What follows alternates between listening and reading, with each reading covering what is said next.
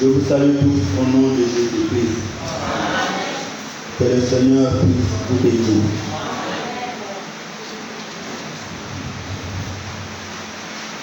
Nous allons prendre nos Bibles.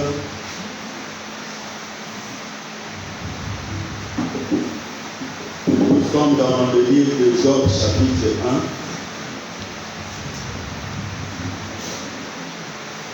1. Le verset 6 jusqu'au verset 9. Je vais faire la lecture. Or, les fils de Dieu vinrent un jour se présenter devant l'Éternel. Et Satan vint aussi au milieu, d'eux. L'Éternel dit à Satan, d'où viens-tu? Et Satan répondit à l'Éternel, de parcourir la terre et de l'y promener. L'Éternel dit à Satan, as-tu remarqué mon serviteur Job? Il n'y a personne comme lui sur la terre. C'est un homme intègre et droit, craignant Dieu, et se détournant du mal. Et Satan répondit à l'Éternel, et c'est d'une manière désintéressée que Job craint Dieu. Ne l'as-tu pas protégé, lui, sa maison et tout ce qui est en lui? Tu as béni l'œuvre de ses mains et ses troupeaux couvrent le pays. Parole du Seigneur.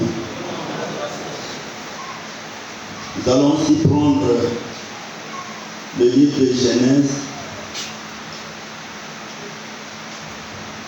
chapitre 3, le verset 8 à 9. Alors ils entendirent la voix de l'Éternel Dieu qui parcourait le jardin vers le soir. Et l'homme et sa femme se cachèrent loin de la face de l'Éternel Dieu, au milieu des arbres du jardin. Mais l'Éternel Dieu appela l'homme et lui dit, où es-tu? Amen. Est-ce que nous pouvons acclamer la parole de Dieu?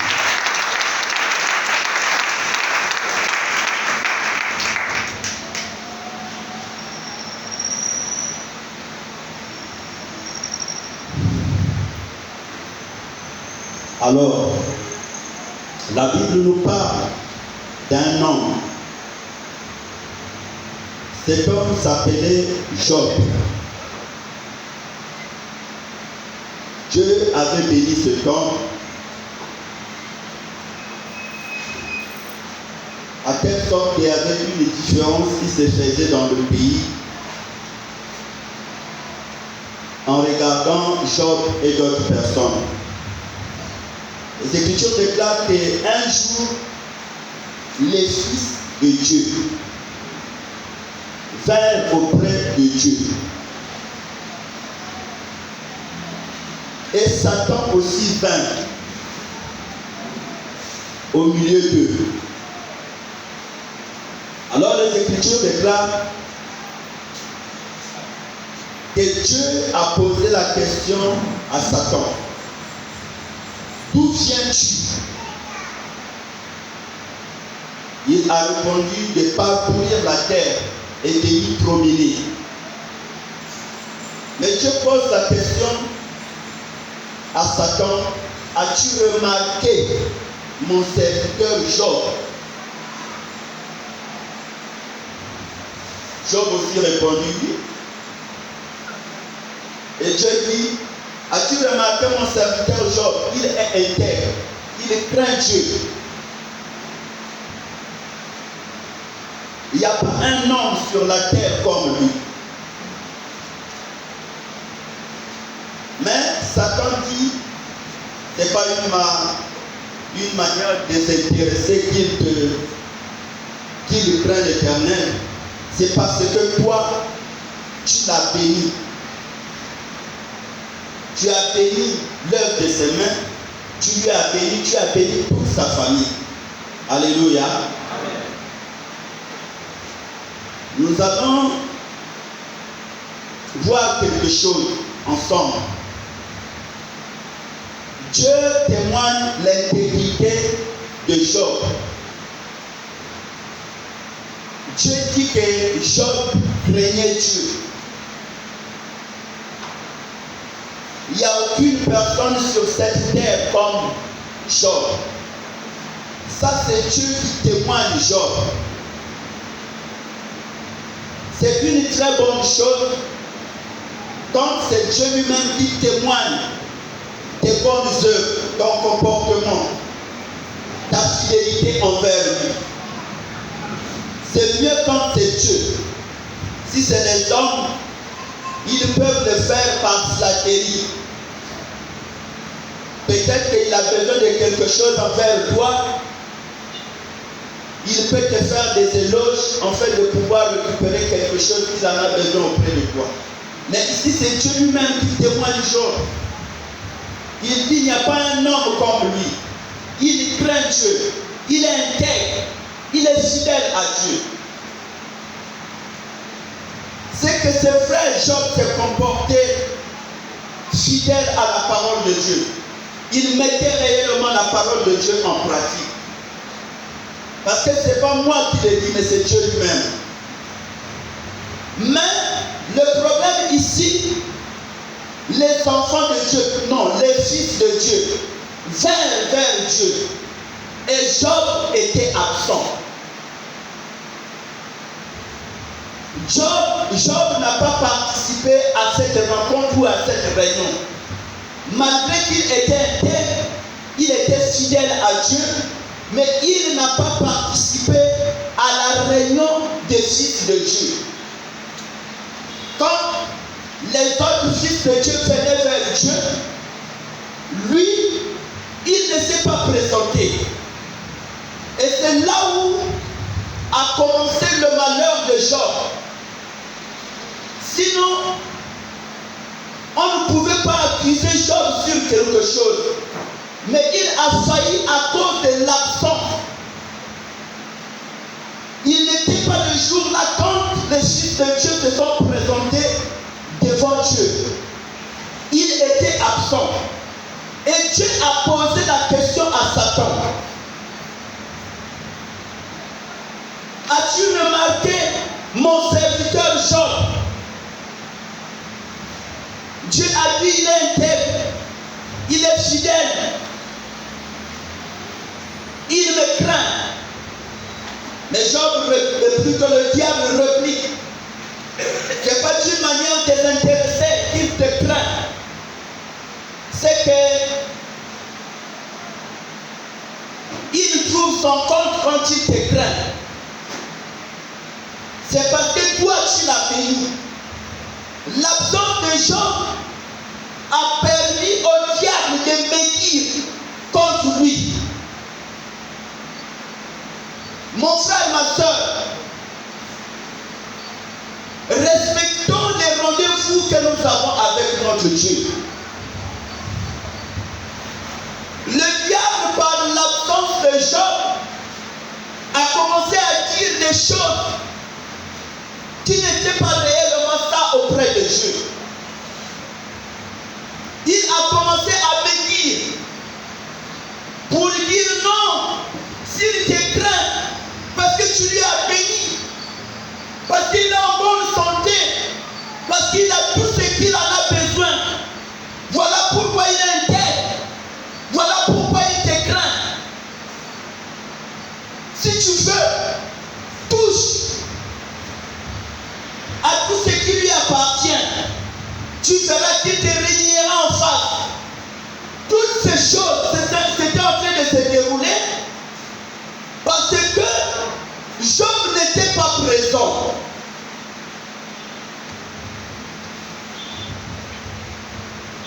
Alléluia. Amen. Pendant l'absence de Job, le diable a commencé à dire des choses que Job ne faisait faisait pas. Parce que Job ne craignait pas Dieu parce que Dieu lui avait béni. Job ne craignait pas Dieu parce que Dieu le protégeait. Non. Il était pour lui intègre. Il y a des gens qui sont comme ça. Ils aiment Dieu depuis leur naissance. Des circonstances peuvent arriver que la personne peut faillir. Mais dans son cœur, il a une place de choix pour son Dieu. Il craint son Dieu, il respecte son Dieu. Et il met la parole de Dieu en pratique. Ce n'est pas à cause de la bénédiction. Il y en a ceux-là qui sont pauvres, mais qui craignent Dieu. Il y en a aussi ceux-là qui sont riches, mais qui craignent Dieu. Il y en a ceux-là qui sont pauvres, qui ne craignent pas Dieu aussi. Alléluia. Amen. Le plus grand problème, c'est que Job était absent. C'est pour t'enseigner et pour l'enseigner. Même si nous sommes intègres, même si nous craignons Dieu, mais Dieu, lui, il a besoin de nous. Quand nous fixons rendez-vous, c'est qu'il a quelque chose qu'il avait prévu pour nous. C'est qu'il veut nous parler. Voilà pourquoi il a permis ce genre de rencontre.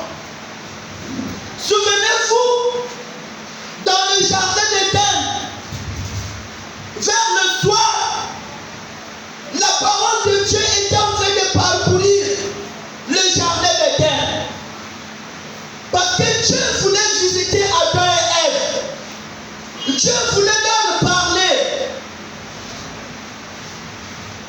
Dieu voulait être ensemble avec Adam et Ève. Et la voix de Dieu était en train de parcourir vers le soir dans le jardin d'Éden. Mais Dieu avait laissé Adam et Ève dans un endroit sûr. Quand Dieu arrive là où il l'a laissé, il trouve que Adam et Ève n'étaient plus là. Ça, c'est tout un Dieu. Dieu qui voit au-dessus de tout ce que les hommes peuvent voir. Il est arrivé, il pose la question. Mais Adam, où es-tu? Alléluia. Je ne sais pas, mon frère, ma soeur, combien de fois Dieu a déjà posé la même question pour toi. Quand tu es absent, quand il a besoin de toi, quand il a envie de faire quelque chose avec toi, mais quand il vient te chercher là où il t'a laissé, il ne te trouve pas. Il pose toujours la même question. Il veut que nous soyons ensemble. Écoutez ce que Dieu nous dit dans le livre des Psaumes. 133, le verset 1 à 3, il dit qu'il est agréable, qu'il est doux pour des frères de demeurer ensemble. Car c'est comme l'huile précieuse qui est répandue sur la tête, qui descend sur la barbe d'Aaron, jusqu'au bord de ses vêtements. Pour Dieu, il trouve que cela est agréable. Quand nous nous réunissons, quand nous sommes ensemble, pour lui, c'est comme l'huile précieuse qui est répandue sur son peuple. Dieu veut nous voir comme ça. Mais quand nous ne sommes pas là, pour Dieu, ça lui fait mal. Même ce qu'il avait envie de faire dans nos vies, il ne peut plus le faire. Voilà pourquoi Habakkuk dit, j'étais à mon poste, là où Dieu l'avait laissé, là où Dieu l'avait placé. Il était là, il veillait, il attendait ce que Dieu devait lui dire.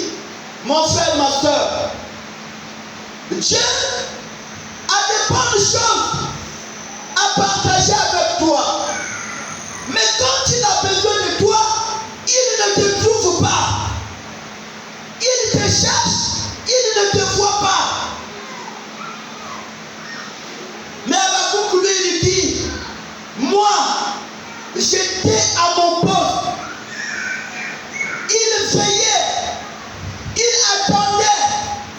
le même jour, mon frère, ma soeur.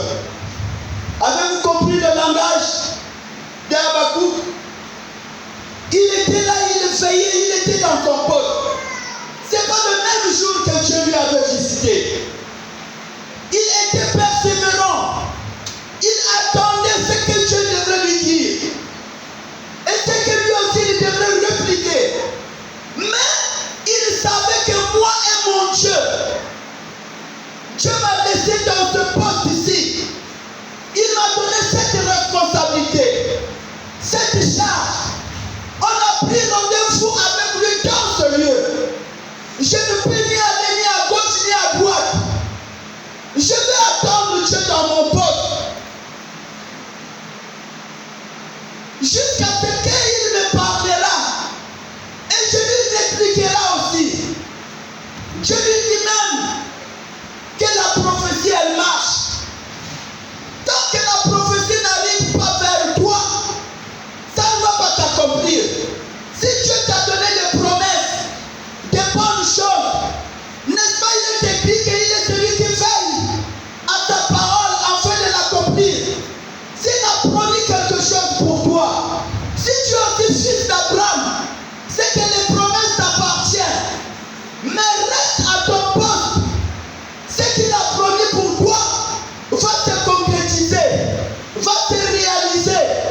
Mais s'il te trouve, tu es absent. Alléluia. C'est ça le problème.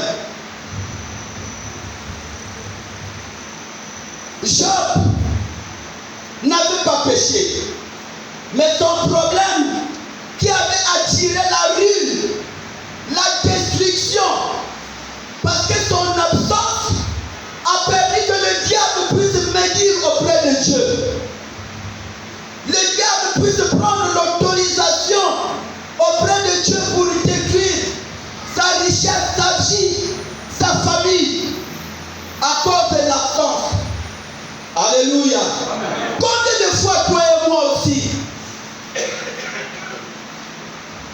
on a laissé la place au diable.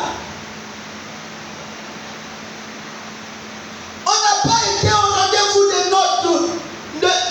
avec notre Dieu.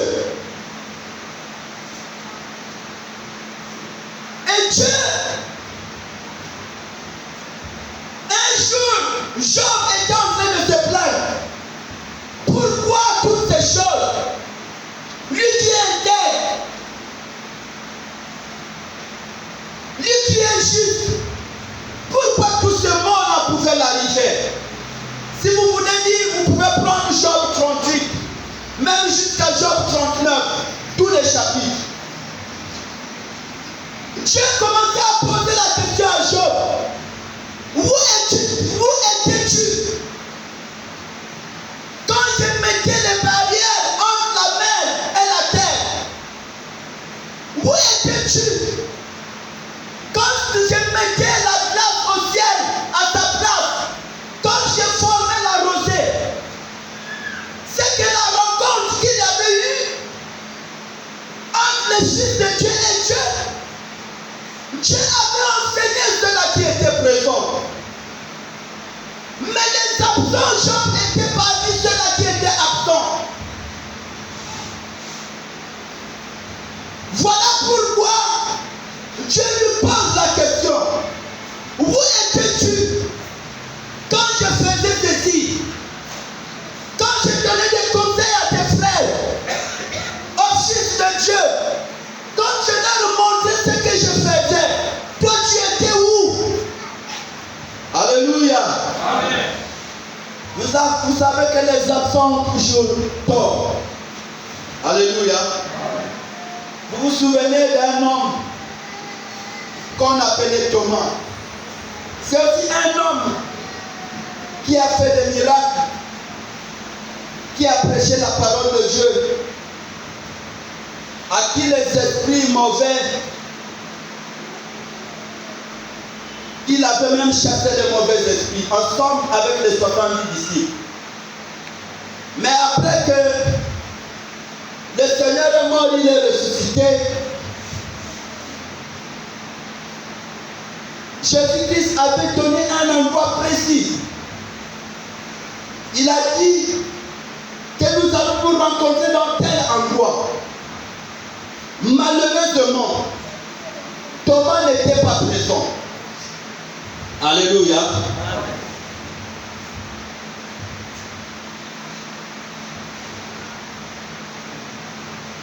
Thomas n'était pas présent.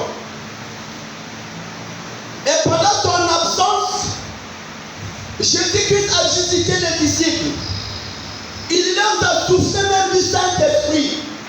Mais Thomas n'était pas là présent. Et quand lui il arrive, il ne connaît pas ce que les autres se sont dit avec le Seigneur. Mais il arrive en retard, un jour après, peut-être une semaine après.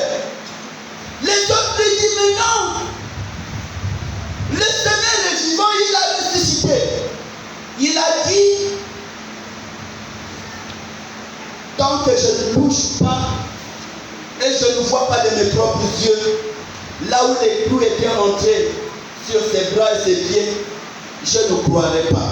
Alléluia. Tout ça là, c'est la faute à Thomas. Pendant que les autres étaient réunis pour attendre le Seigneur, il était absent. Les autres ont reçu le souffle du Saint-Esprit, il était absent. Plusieurs des enfants de Dieu, des serviteurs, servantes, manquent la bénédiction de Dieu comme ça. Parce qu'ils croient que Dieu viendra vers eux ou viendra leur visiter selon eux. Dieu ne peut pas venir te visiter selon toi. Il viendra te visiter selon lui, à son temps à lui. Et si tu es absent, tu es absent. Si tu es présent, gloire à Dieu. Nous manquons beaucoup de bonnes choses auprès de Dieu. Dieu a exaucé nos prières. Il dit bon, lui qui fait toutes choses bonnes à son temps, il dit que bon, tel jour, je vais répondre à la prière de tel frère ou telle soeur. Mais quand tu ne viens, tu n'es pas. Tu es absent. Et le diable qui commence à médire, à parler de mal de toi. Ce qui a été prévu pour toi, tu le perds. Pourquoi? Parce que tu étais occupé. Effectivement, les occupations de Job n'étaient pas réellement les mauvaises choses. Il se disait non, mes enfants ont eu à fêter. Peut-être qu'ils ont péché. Ils ont causé du tort aux gens. Je veux préparer l'offrande pour aller peut-être donner l'offrande à Dieu. S'ils ont péché, que Dieu puisse les pardonner. Ce n'était pas une mauvaise chose. Et c'est ce qui a fait que Job puisse s'absenter au rendez-vous de Dieu. Et pendant son absence, le diable est allé médire contre lui auprès de Dieu. C'est là où le malheur a commencé à rentrer. Qu'est-ce qui nous séparera de l'amour de Christ?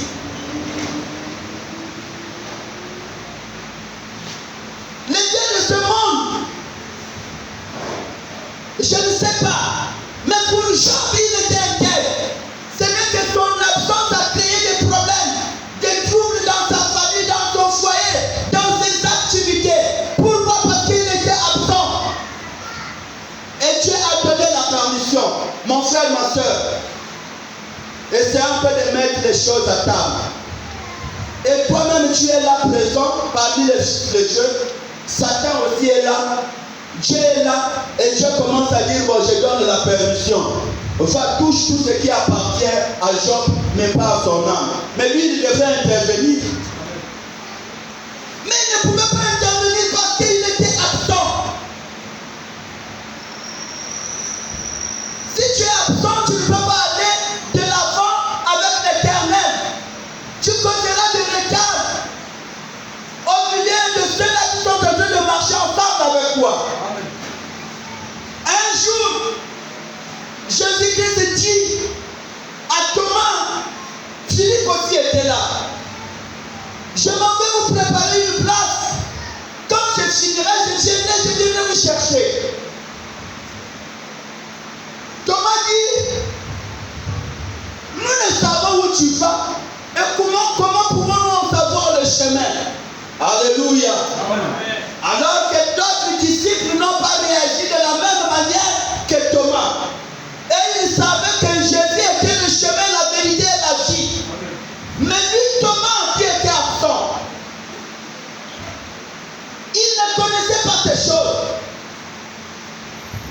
Quand même Jésus-Christ lui dit, je m'en vais vous préparer une place, vous connaissez le chemin et vous savez où je vais. Lui, pour lui, c'était quelque chose d'étrange. C'est comme ça. Même quand on veut avancer avec le Seigneur, les autres créent des retards pour les autres.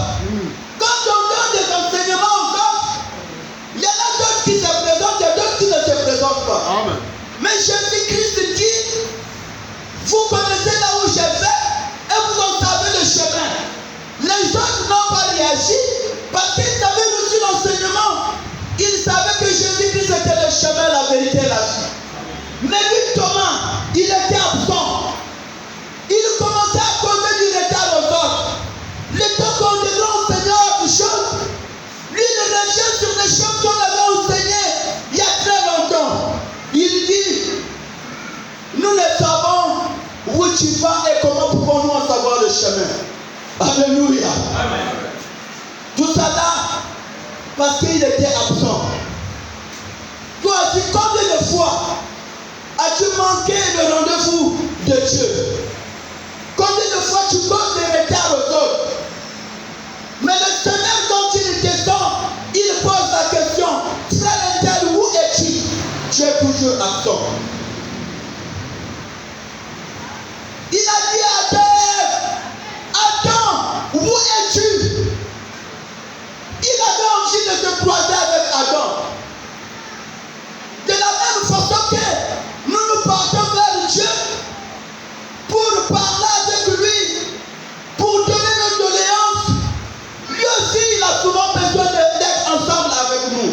Lui, Dieu, il a quitté le ciel, il est descendu. Sa voix parcourait le jardin d'Éden. C'était pour chercher Adam. C'est que lui aussi, il a besoin d'hommes auprès de lui. Mais quand il a besoin de toi, toi tu es où? Il a posé la question à Adam, où es-tu, Adam? Peut-être que c'est la même question que tu as l'habitude de te poser.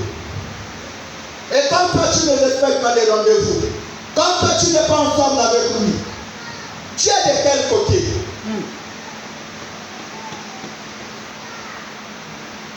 Peut-être que ce matin, je pose la même question. Pendant que Dieu posait la question à Adam, où es-tu? Je me suis dit, mais un Dieu, tout un Dieu, poser la question à un être humain, où es-tu? Alléluia. Et les Écritures déclarent dans le livre d'Ésaïe, prenons la Bible.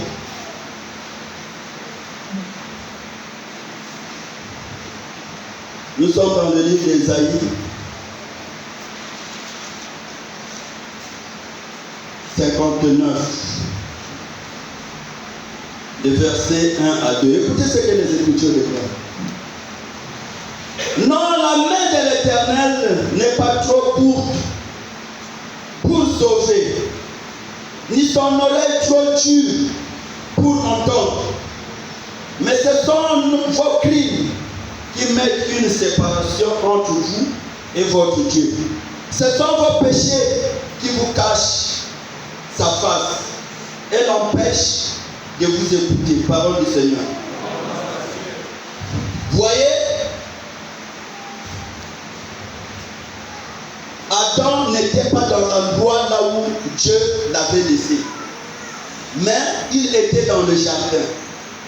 Il s'est déplacé parce qu'il avait péché, parce qu'il a écouté une autre doctrine, il a écouté un autre enseignement, l'enseignement qui est différent de l'enseignement que Dieu leur a laissé dans le jardin d'Éden. L'oreille que vous voyez, c'est là où Dieu nous ensémence. C'est là où aussi le diable peut nous ensémencer. Alors Dieu a donné sa parole à Adam et Ève. Il a dit, l'arbre de la connaissance du bien et du mal, vous ne mangerez point. Mais Dieu a laissé Adam et Ève dans leur poste. Il a dit, tu vas cultiver la terre et tu vas la garder. Regarde le travail que je te donne. Reste dans ton poste. Ils se sont déplacés. Ils ont prêté l'oreille au diable.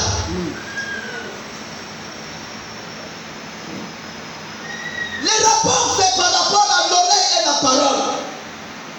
On nous ensémence par rapport à l'oreille et la parole. Le diable a dit, les jours que vous en mangerez, vous allez devenir comme des dieux. Alléluia. C'est ça la malice et la ruse du diable. Il te donne toujours des avantages qui n'est pas à toi. Il n'a pas dit autre chose. Il a seulement pris la même parole que Dieu a donnée à Adam et Ève. Il a transformé cela. Il a dit, le jour que vous en mangerez, vos yeux vont s'ouvrir et vous allez devenir comme ce Dieu-là. Qui n'aime pas l'élévation? Qui n'aime pas la gloire? Le diable, je te proposais même ce qui n'est pas à ton niveau. Il viendra te dire, qui est Jonas? Qui est ton père? Qui est ta mère? Qui est elle? Mais toi tu peux même être plus que lui. Tu peux devenir comme lui. Tout ça là, c'est pour te pousser à l'orgueil et à désobéir à la parole de Dieu. Ils se sont dit, oh, nous aussi nous allons devenir comme de Dieu. Combien de fois le diable ne t'a pas fait des propositions? Par les gens de ton quartier, de ton secteur, tes copines, tes copains, d'autres dieux, d'autres serviteurs de Dieu, les choses qu'ils t'ont inculquées, c'est dans leur malice et leur ruse. Mais le diable ne faisait pas ça pour le profit d'Adam et Ève, c'est pour son profit à lui.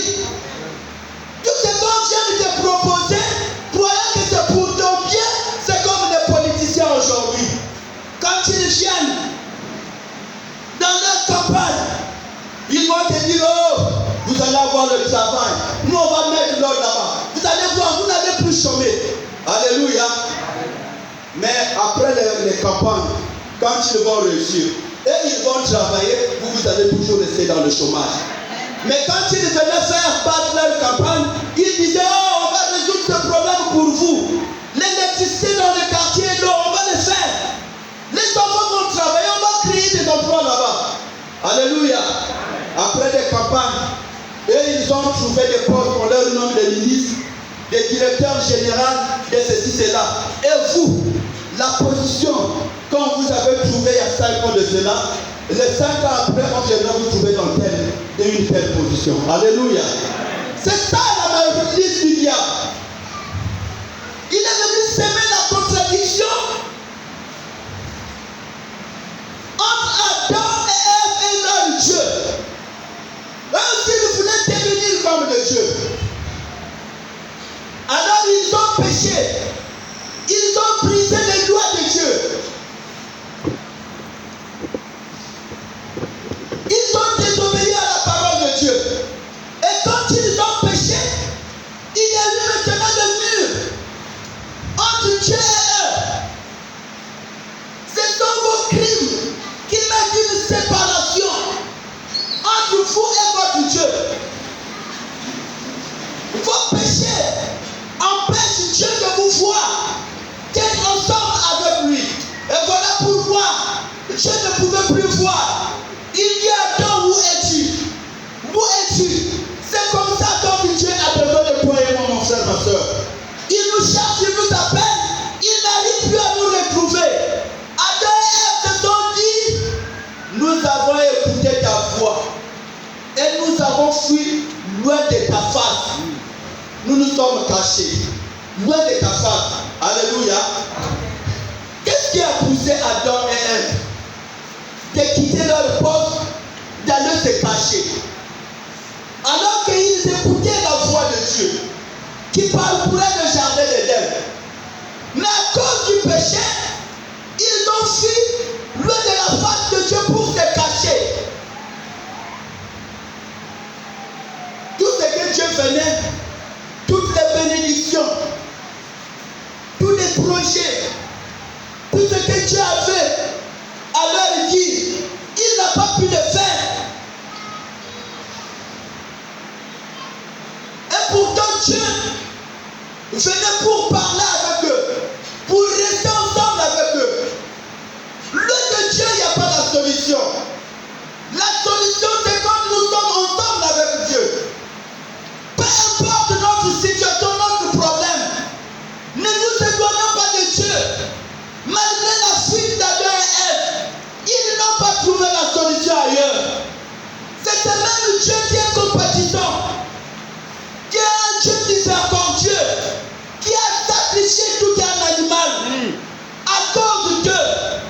Malgré, ils se sont laissés emporter par le diable. Malgré, ils ont prêté l'oreille à ce que Dieu leur avait défendu d'écouter et de faire. Dieu a posé la question à Caïn, à Adam plutôt. Tu as écouté ma voix et tu as fui loin de ma face pour que tu aies été caché.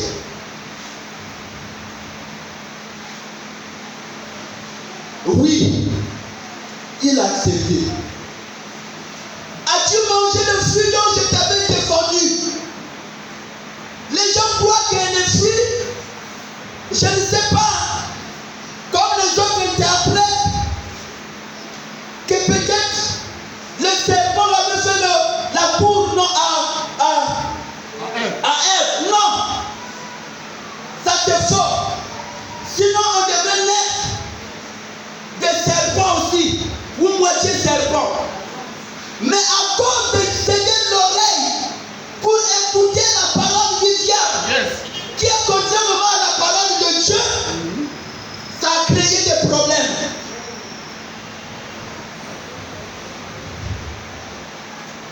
Ils commençaient à découvrir qu'ils étaient nus. Mais avant, ils ne savaient pas qu'ils étaient nus. Alléluia. Dieu nous a posé la question. Qui vous a appris que vous êtes nus? Avez-vous mangé le fruit que je vous avais défendu? Alléluia. Le véritable prophète Adam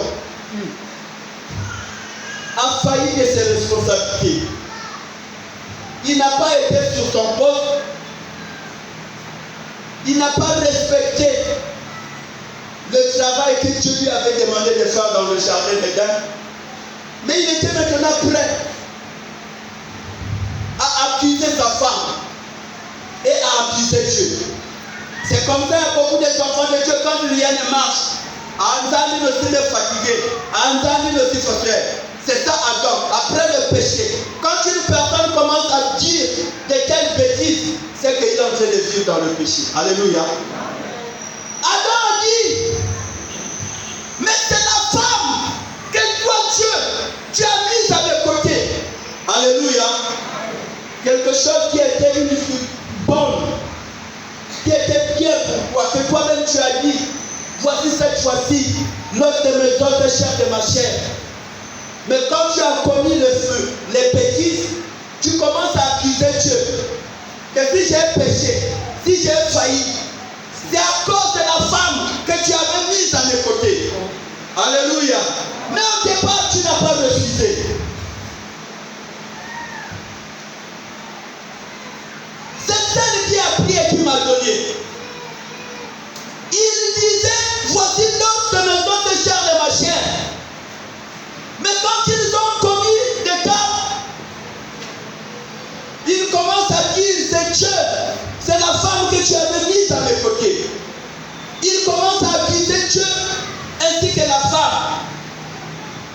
Alléluia.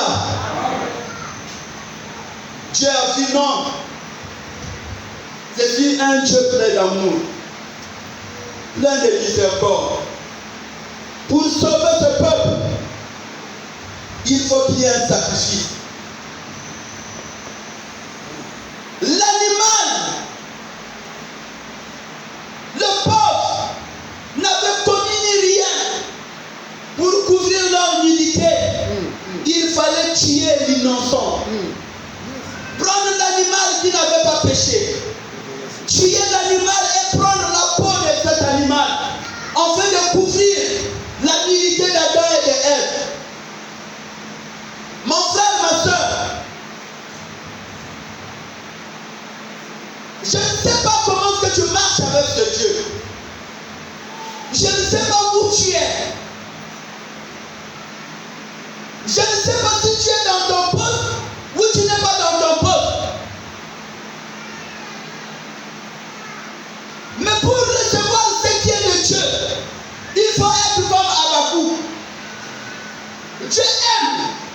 Dieu est dans la joie. Il trouve que c'est bon. Il dit, il est agréable, il est doux pour des frères et des vrais enfants. Tels que nous sommes là. Pour Dieu, ça lui fait plaisir. Pour Dieu, nous attirons sa présence au milieu de nous. Il a dit, deux ou trois réunis à mon nom, je suis au milieu d'eux. Si nous voulons attirer la présence de Dieu, respectons nos rendez-vous avec lui, soyons unis. On parle de deux ou trois réunis à mon nom. Donc il faut que nous soyons unis, réunis à son nom. Nous attirons la présence de Dieu automatiquement au milieu de nous. Et là, Dieu est content. Si vous lisez Psaume 133, verset 1 à 3, jusqu'à la fin, il y a des promesses qui sont en bas là-bas. Vous rendez joyeux votre Dieu quand vous vous réunissez. Il dit c'est comme l'huile précieuse, c'est pas l'huile ordinaire.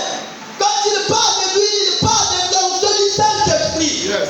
Qui déverse sur la tête, qui déverse sur la barbe d'Aaron, jusqu'au bord de ses vêtements. Donc, tel que nous sommes ici, Dieu peut ouvrir le ciel si nous tombons de commun accord, si nous formons une seule personne. Il a d'abord dit, quand vous allez devenir un, comme moi et le Père, nous sommes un. Nous allons venir faire notre demeure au milieu de nous. La première des choses, devenons une seule personne. Yes. Le même langage, les mêmes pensées, les mêmes objectifs. Nous allons attirer la gloire de Dieu, la puissance de Dieu. Parce qu'il a dit deux ou trois réunis à mon nom, je suis au milieu d'eux. Ça, c'est Dieu lui-même qui le dit. Vous savez que le Seigneur n'a jamais failli.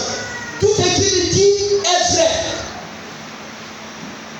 Un jour, après sa mort et sa résurrection, il a dit par le biais de l'ange qui parlait aux femmes qui étaient au tombeau, allez dire à mes disciples, le rendez-vous, c'est en Galilée.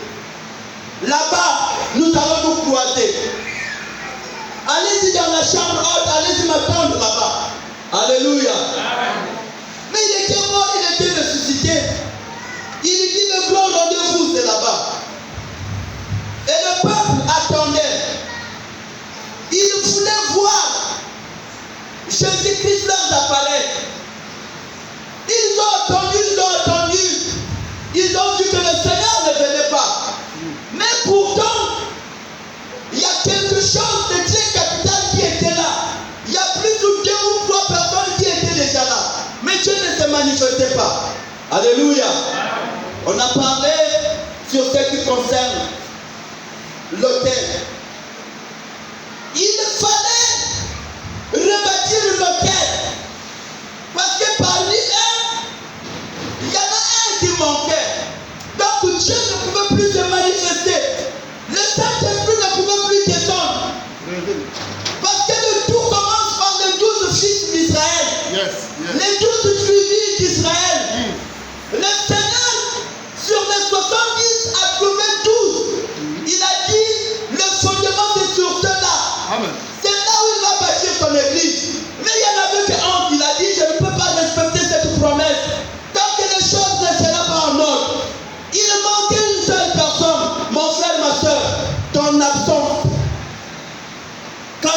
là, ça peut faire échouer et faire manquer tes frères et tes sœurs beaucoup de choses.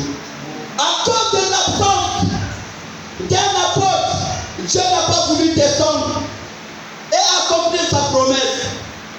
Mais Pierre qui avait la révélation, il a dit on ne peut pas continuer à marcher comme ça.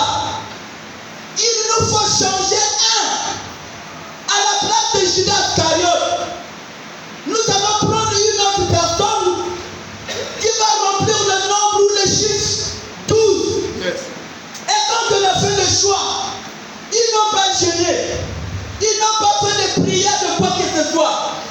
Quand on a mis la 12e personne, les 12 apôtres se sont accomplis. Le ciel était ouvert. Le Saint-Esprit est descendu. Alléluia. Le Saint-Esprit est descendu. Il n'avait pas gêné, il n'avait pas prié. Mais le plus grand problème, c'était de tout mettre en ordre. Que les gens devaient être unis. Ils devaient avoir le même langage, le même objectif. Tout le monde devait se rabaisser, de s'humilier devant la parole de Dieu. En ce moment-là, la gloire de Dieu devrait descendre. Alléluia. Effectivement, quand ils ont dit la 12e personne, le ciel était ouvert, le Saint-Esprit est descendu. Alléluia. Les parlants langues ont déclenché. Testa la présence du Saint-Esprit au milieu du peuple de Dieu. Alléluia. Et c'est ce don que j'apprécie moi. Le parlant en langue. Pas les parlant en langue pour les anges. Mais moi je préfère les parlant en langue que Dieu donne à ses enfants. Il y a une différence entre les parlant en langue des anges et les parlant en langue de Dieu. Alléluia. Ça, il parlait. Tout cela qui leur écoutait et leur entendait parler dans leur propre langue maternelle.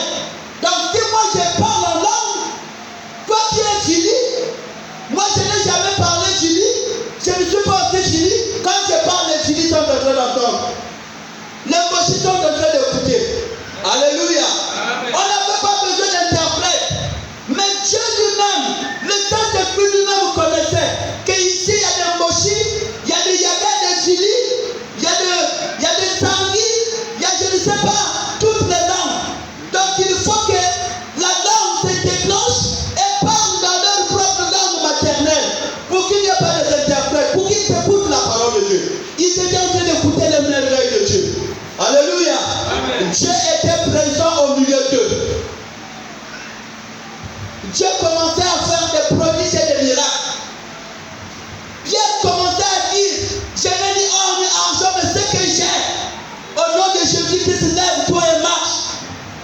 Alléluia. Amen. C'est ça qui nous manque. Respectons le rendez-vous avec notre Dieu. Restons dans nos postes. Je ne sais pas quelle est la responsabilité que toi tu as reçue. Dans l'église de Dieu, venons de la part de Dieu.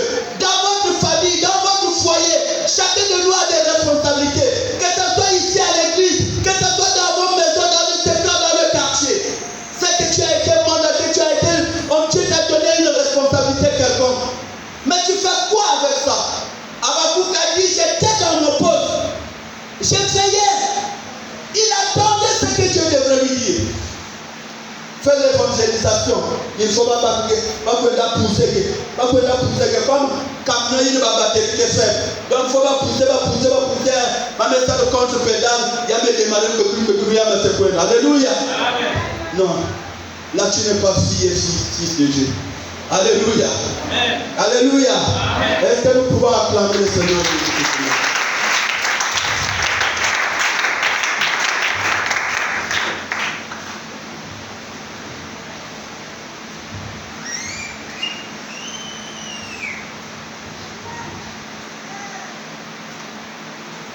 Dieu a posé la question dans le livre de Job 38 et 39 à Job. Tu vas m'instruire. Où étais-tu d'abord quand je faisais ceci et cela? Tu étais absent. Tu n'as pas à te plaindre. Tu n'as pas à rentrer à tes soucis. Alors pendant que Dieu montrait ses secrets à d'autres fils qui étaient venus vers Dieu,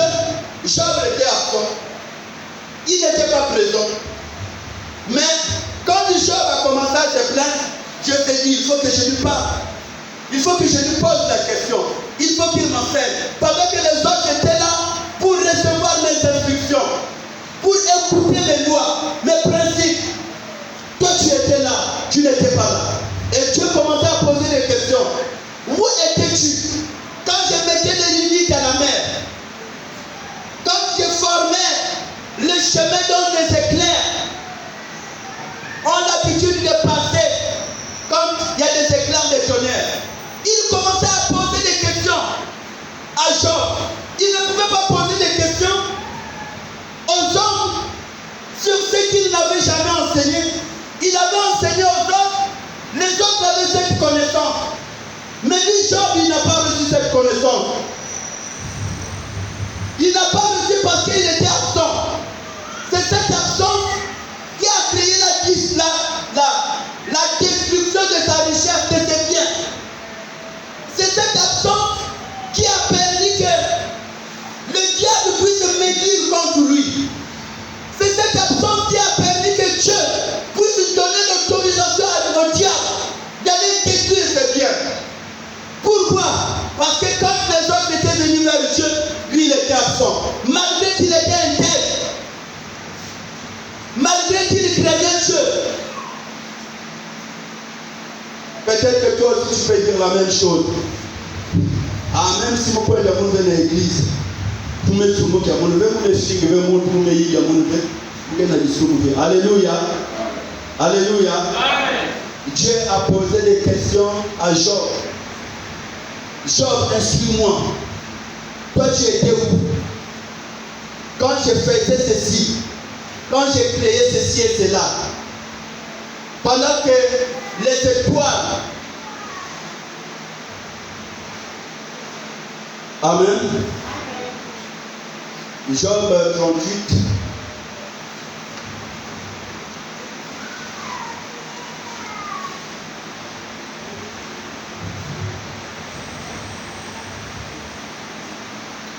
Job 38, je prends le verset d'abord 4 et après on sort et on prend le verset 7.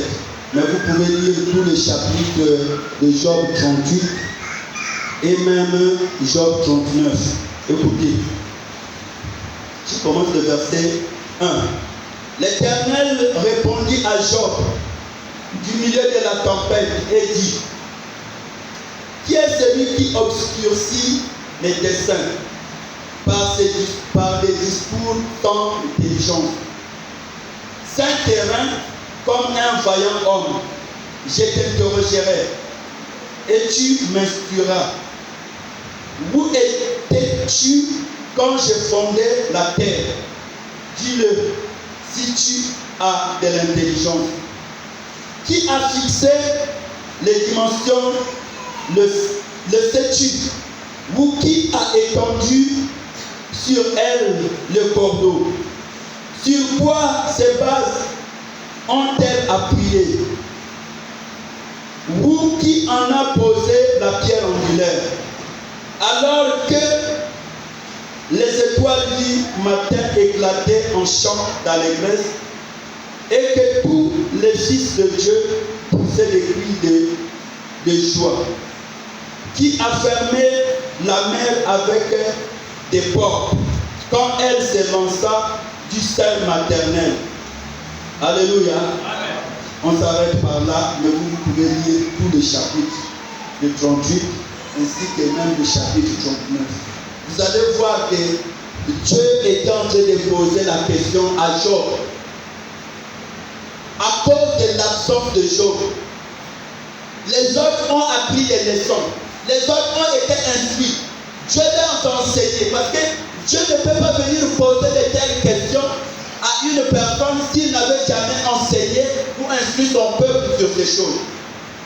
Par rapport aux requêtes de Job, alors Dieu commençait à lui poser aussi des questions. Est-ce que tu connais qui a fait ceci? Où étais-tu quand je faisais ceci et cela? Et il commençait à lui poser des questions pour que Job puisse l'instruire. Parce que pour Job, il se disait peut-être que Dieu était injuste. Comment lui, il était intègre, craignant Dieu et de telles choses pouvaient arriver. Mais ces choses-là est arrivée à cause de l'absence de Job. Il était en train de prendre soin de son foyer, de sa famille, de ses enfants. C'est pas mauvais et c'est ce que nous devons faire. Un bon père, une bonne maman, c'est la personne qui prend soin de ses enfants. Mais toutes ces choses, avant de le faire, Dieu doit être en tête. On doit d'abord respecter ce que Dieu nous demande de faire. Si nous respectons ce que Dieu nous demande de faire, ensuite on peut prendre soin de nos foyers, de nos familles. Alléluia. Amen. L'absence, Dieu avait peut-être besoin de lui. Il n'était pas là. C'est comme à l'église. On peut arriver, mais le frère interne, c'est lui qui a l'habitude de balayer l'église. Quand il balaye l'église, il y a une différence. Quand le frère Jonas balaye l'église n'est pas souvent trop propre. Mais le frère interne, quand il le fait, l'église est en ordre et propre. Alléluia. Amen. Quand Dieu viendra, il ne demandera pas le frère Jonas. Parce que ce n'est pas mon don, parce que ce n'est pas ma grâce. Mais il a donné ce don à un frère ou à une soeur. Quand il viendra, il demandera cette soeur ou ce frère. Où es-tu? Mais si tu es enfant, dans le cœur de Dieu, est-ce qu'il sera content de toi? Est-ce que tu vas lui faire plaisir? Essaie un peu d'examiner mon frère, ma soeur. Quelle est la responsabilité que tu as à l'église? Quel est ton poste que tu occupes à l'église? Dans ta famille, dans ton foyer, tu occupes quel poste? La position que Dieu t'avait mise, et toi tu fais quoi? Dieu t'a même permis que toi tu écoutes la parole de Dieu. Et pendant ce temps, votre famille est dans les ténèbres. Et il ne suit que des charlatans. Mais tu n'as jamais apporté la lumière.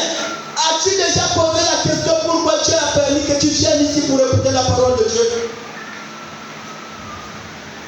N'est-ce pas, il est écrit, crois au Seigneur Jésus-Christ, tu seras sauvé, toi et ta famille. Tu as cru. C'est la parole de Dieu. Qu'est-ce que tu fais avec cette parole? Ta famille est dans les ténèbres. Ceux-là qui habitent ensemble avec toi ne connaissent même pas Dieu. Alléluia. Amen. Tu connais ton rôle. Qu'est-ce qui t'a amené ici? Tu es arrivé ici là pourquoi? Ne sais-tu pas que si Dieu a permis que tu arrives ici, c'est pour une mission quelconque? Pour que tu sauves ton foyer, ta famille? Pour que tu sauves ton entourage? Peut-être que pour que tu sauves des frères et des sœurs dans le Seigneur? Mais tu fais quoi? Dieu a donné à Adam cette mission de cultiver, de garder le jardin d'Éden. Quand il a failli, il voulait fuir loin de la face de Dieu. Quand il a désobéi, il voulait fuir. Peut-être que toi, tu fais la même chose. Mais ce matin, c'est lui qui nous parle. Tantôt d'une manière, tantôt d'une autre. Et en train de nous parler. Il veut que chacun de nous prenne ses responsabilités. Que chacun de nous reste dans son poste comme Habakkuk. Que chacun de nous puisse faire quelque chose qui fera que Dieu soit dans la joie. Et comme nous allons être réunis, comme nous allons accomplir ce qu'il a dit, qu'il est agréable, qu'il est doux pour les frères de demeurer ensemble, car c'est comme l'huile précieuse qui est répandue sur la tête, qui descend sur la barbe d'Aaron, jusqu'au bord de ses vêtements. Les Écritures déclarent, c'est comme la rosée d'Hermon qui descend sur les montagnes de Sion.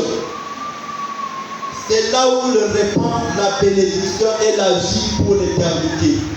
Quand la rosée descend, c'est une bénédiction pour tout le monde.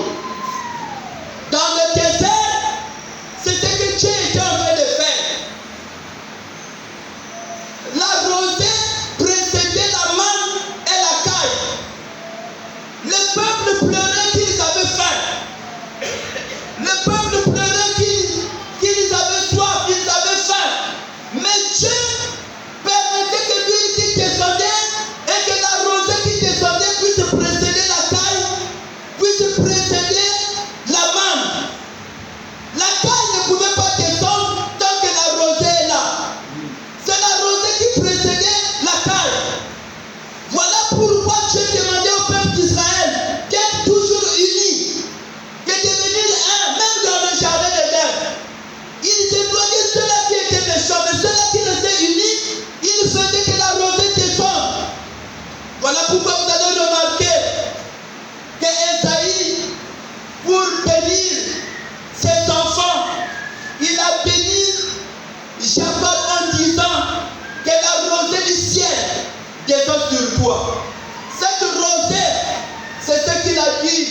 à Esaü, ton frère a tout pris.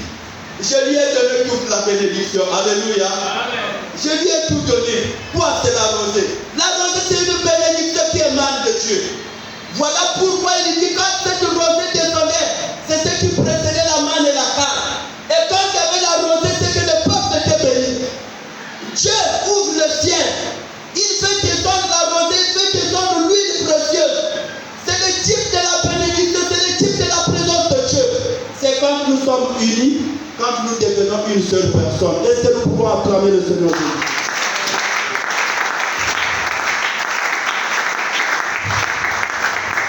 Vous allez remarquer quelque chose. Là où les gens sont unis, à cause du nom du Seigneur, moi je ne peux pas parler le mal de mon frère, le frère ne peut pas parler le mal de moi. Nous parlerons toujours le bien. Je chercherai dans la vie de ma soeur, de mon frère, je prendrai son bon côté.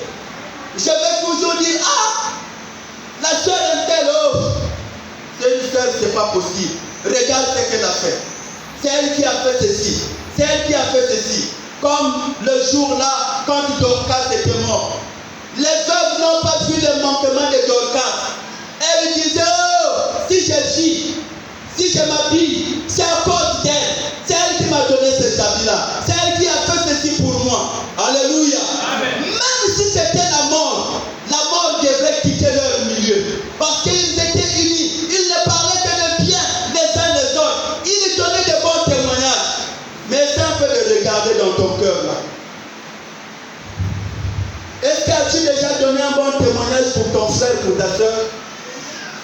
Quand tu te crois, quand tu parles même de ton pasteur, de tes serviteurs, de ton papa qui t'a mis au monde, ou de ta maman, ton langage, quand tu ouvres ta bouche, qu'est-ce qui sort dans ta bouche? Est-ce que tu donnes de bons témoignages? Non. Tu ne parles qu'un mal. Tu n'as jamais vu le bien. Ah, notre pasteur, venez te l'âme.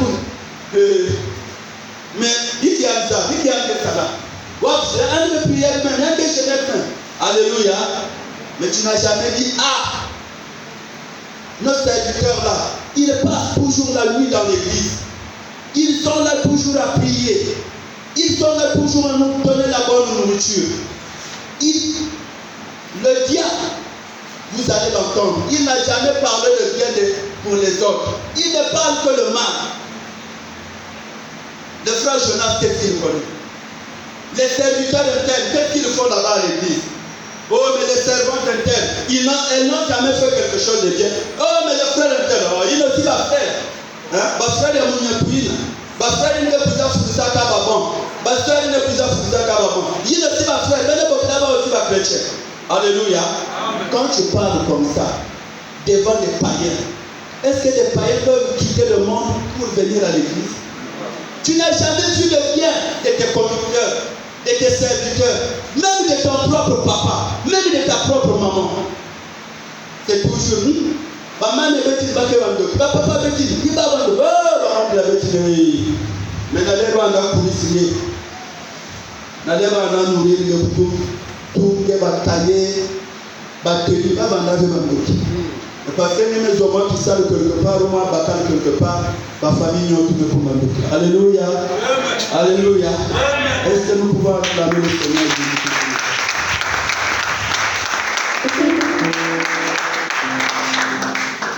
Commence à bien parler de tes frères. Commence à bien parler de tes soeurs. Commence à donner le bon témoignage même pour ton église. Et tu sais aussi que dans cette église, dans ce ministère, Dieu t'a protégé, il t'a béni, il t'a guéri, il t'a rendu plus que vainqueur face à des situations quelconques. Mais tu n'as jamais été reconnaissant. Tu n'as jamais dit même que nous avons des bons serviteurs. Il y a des serviteurs de Dieu qui ne servent Dieu que pour leur ventre, dans leur cupidité. Même ça, tu n'as jamais témoigné que non, nous avons des bons serviteurs. Qui ne servent pas Dieu pour l'argent, mais qui servent Dieu pour le salut de vos âmes. Tu ne l'as jamais témoigné. Tu n'as jamais aussi témoigné le bienfait qui se passe dans l'église, l'amour, le partage qui se passe à l'église.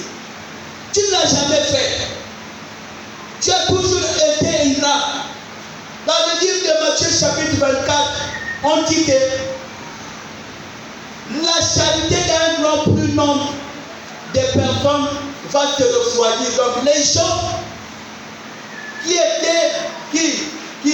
qui pratiquaient l'amour, qui partageaient, qui aimaient le faire, qui faisaient le bien à leurs frères et à leurs sœurs.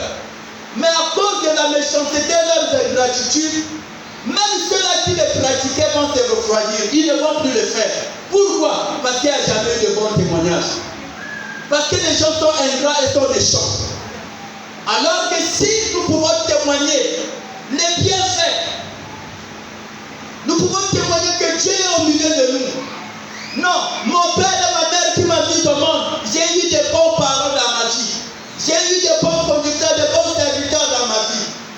Quand tu témoignes cela chez les païens, il viendra, tu ne vas plus évangéliser. Ça sera déjà l'évangélisation. Mais malgré tout ce qu'on fait, nous sommes dispersés. Chacun de nous a sa position. Il ne peut pas parler le bien de son frère ou de sa soeur, ni même de ses conducteurs. Pour lui, c'est un péché, c'est quelque chose de grave. Bien parler de l'autre. Ça, c'est la sémence du diable. Le diable n'avait jamais reconnu que Job était intègre, il craignait Dieu. Il a dit non, Dieu, tu te trompes. Il voulait corriger Dieu, que tu te trompes. Tu as commis l'erreur.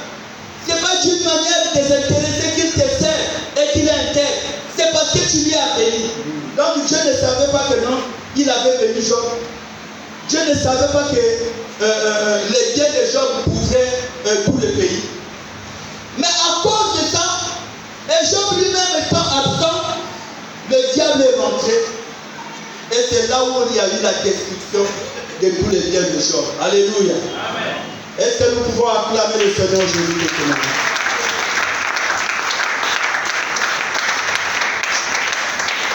Mon frère, ma soeur, je voulais voir une église forte, puissante.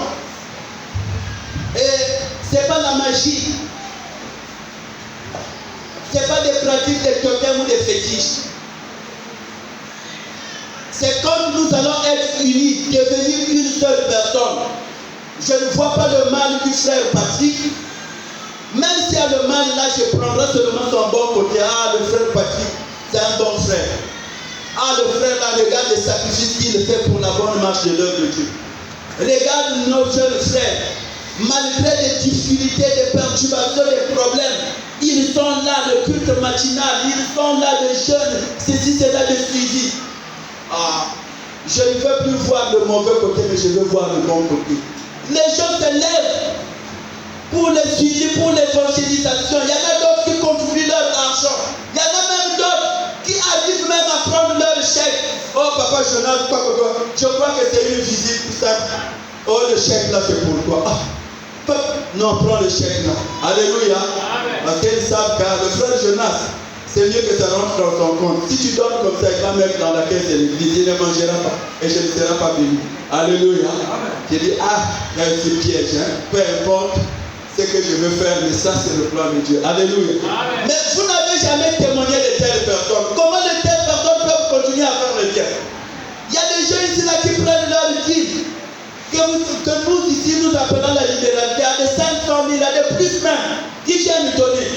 Mais vous ne témoignez pas. On vous soutient. Vous ne dites jamais que non, nous avons une bonne église. On a des frères et des serviteurs là-bas qui n'aiment pas voir leurs frères ou leurs soeurs souffrir. Quand il y a un problème, s'il y a quelque chose, ils nous viennent en aide. Ça, c'est le témoignage de la véritable évangélisation. C'est ce que Jacques conseille. Il dit l'amour. Quand nous allons faire de tels gestes, ça c'est plus que même des miracles. Le ciel sera ouvert. Mais le plus grand problème dans ta bouche, tu témoignes quoi? N'est-ce pas toi qui es en train de détruire l'église sans que tu te rendes compte? Dans votre quartier, les gens qui ne prient pas. Ah, ma soeur, il y avait une église là. Dis non, c'est ma soeur. Tant que tu es à Baba Kébélé, tant que oh, ma serviteur, il y a un bon touine. Dis non, c'est ma serviteur. Tant. Alléluia. Un frère ou une soeur qui avait envie de venir écouter la parole, il a déjà cette notion là dans sa tête. Ma serviteur là-bas pour que ma serviteur me conduise. Alors que quelqu'un me vivre déjà du bon exemple, mais quand j'ai église, ça me va même serviteur. Mais tu ne peux pas dire que non. Ma serviteur est pas que c'est du vrai serviteur. Et je vous dis, ce n'est pas une façon de vous flatter. Vous avez aussi des bons serviteurs de Dieu au sein de l'église. Parce que dans d'autres églises, les gens travaillent que pour l'argent. Ici, là, on ne vend pas la parole de Dieu. C'est là qui veut donner la libéralité, ils donnent. Et ce n'est pas une obligation. Il n'y a pas un problème de consultation. On a tout un homme de Dieu pour faire passer.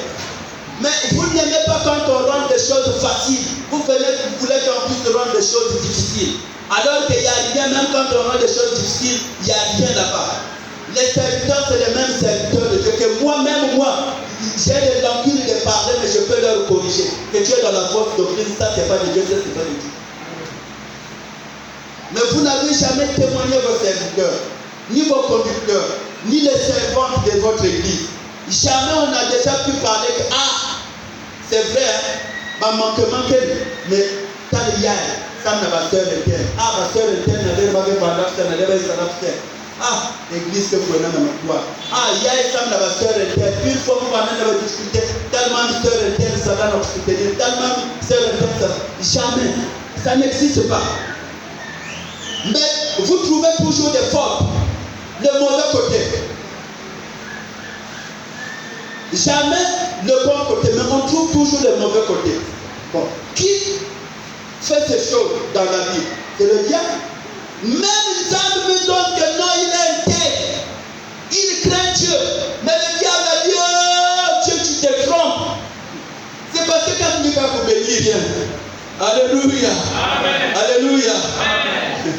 Mais il y en a des hommes de Dieu qui sont comme les pauvres, dans la nudité, dans la famille, dans la souffrance. Ils ne peuvent pas falsifier l'évangile. Il vous enseignera la vérité de la parole de Dieu. Et celui qui est un élu de Dieu écoutera la voix de Dieu, reviendra sur le droit chemin. Que le Seigneur puisse vous bénir.